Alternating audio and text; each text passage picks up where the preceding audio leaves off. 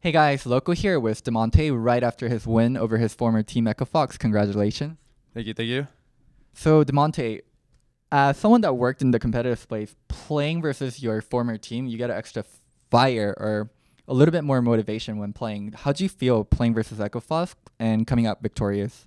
It feels really good. Equifax is like the only team I've ever been on, other than, or no, literally the only team I've ever played on. So it was kind of weird looking up at the scoreboard and seeing like Fox versus Clutch, and then being on the Clutch side of it. So that was definitely a little different. And I mean, beating them feels really good. Obviously, they didn't choose to keep me over the off season and like the free agency period. So it feels good to just like prove like once again that like kind of I'm a good player, and like Equifax like kind of made the wrong decision not keeping me.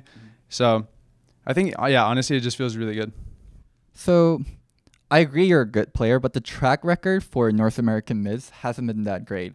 The only two I can think of that are truly successful are High and Pobelter. Yeah. Why do you think North American mids struggle so much, and how can you be different?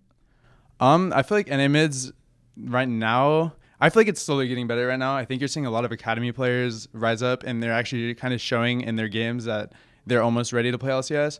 But I think for the longest time, a lot of the like amateur mid talent were just really playing this play style in solo queue, in like academy league, of like they don't want to mess up.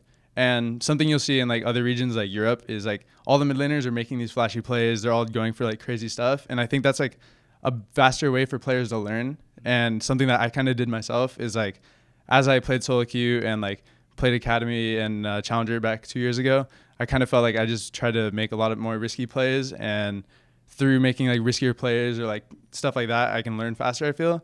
And I think for a really long time, you saw a lot of players like really adapt this play style of like they're not going to take resources from their team.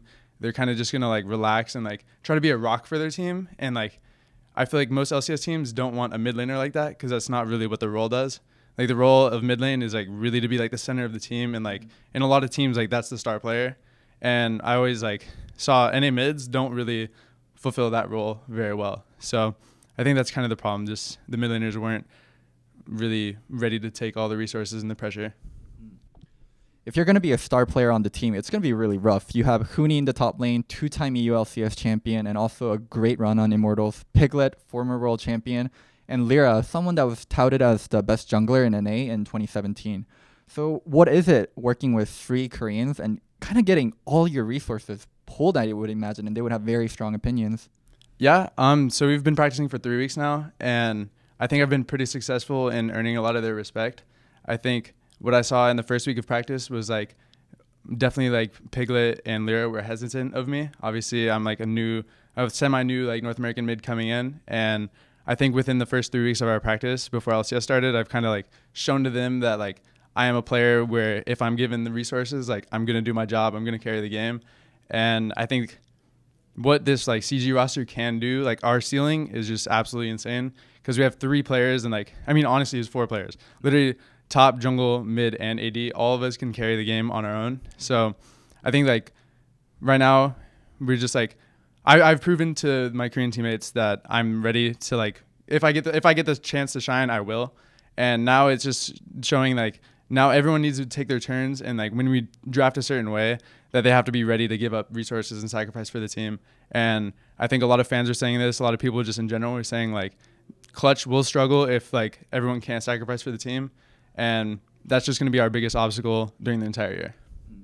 One play that I really do want to talk about is in the game where you kind of flanked around as Galio when they were setting up for Baron. How did that play come, and what was the shot calling like? So that play is like I can kind of like walk through it a little bit. So like a very popular Galio play, I guess, is to flash over and taunt their carries, right? And something that I did there was like I went behind the red buff instead of behind the Baron pit, and you saw Hakuho face checked where I would have been if I was just standing there normally, but instead I was like further away. And then once he kites back to his team, then like I come down because he's like, okay, Galio's not here. Galio's probably sitting somewhere else. And then, yeah, I mean, you just have to, if you just play vision like that really well, like I think that's like a huge strength of Galio. Some people will just say, yeah, like Galio's just going to press R and Camille, but you don't really have to play those two champions in such like a one-track mindset. So yeah, I think it's just like it's a really good play to watch out for, just going really deep in the jungle. And like that's something I learned from Huni a lot. I think you saw this game, he at level like 4 or something, he just randomly killed their jungler in their jungle, and like that's like something that I learned from Huni over time is just like going past your boundaries is like something that great players will do very often. There's also one more player that we haven't talked about as much, Vulcan. I know there was like a group of academy players that went over to Korea, and a lot of them struggled to hit Challenger, but Vulcan was able to hit Challenger and maintain it. How is he in the game, and how does he mesh with Piglet? Him and Piglet mesh pretty well. I think they definitely have their issues still.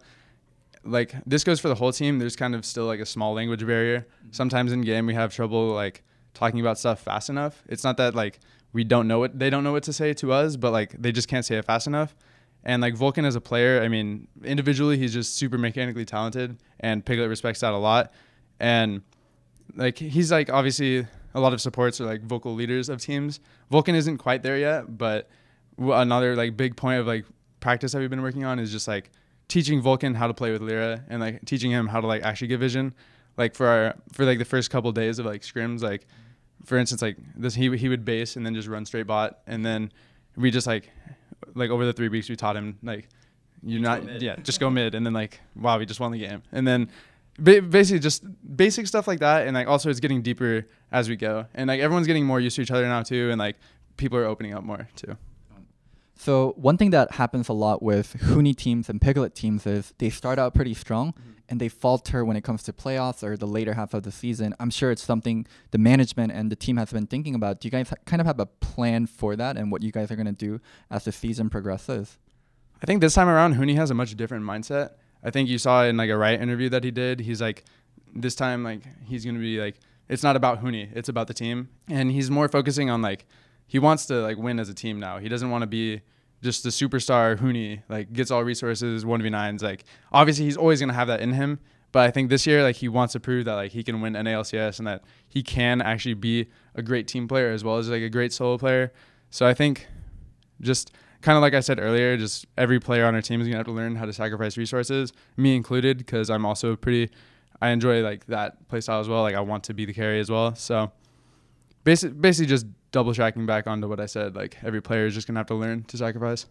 Thank you so much for doing the interview. Could I grab some final words for your fans or anyone watching you? Yeah, I just want to say thank you to all the fans that are supporting Clutch and all the new fans as well. I think this year is like a super big year for me, and I want to like really prove to all the fans and just all the League of Legends like people in general that like I'm going to be a really great mid laner this year. And yeah, CG is a big dark horse this year. There you have it. Thank you so much to Low-Key Community for making this interview happen. If you guys want to support them, the link is going to be down in the bio.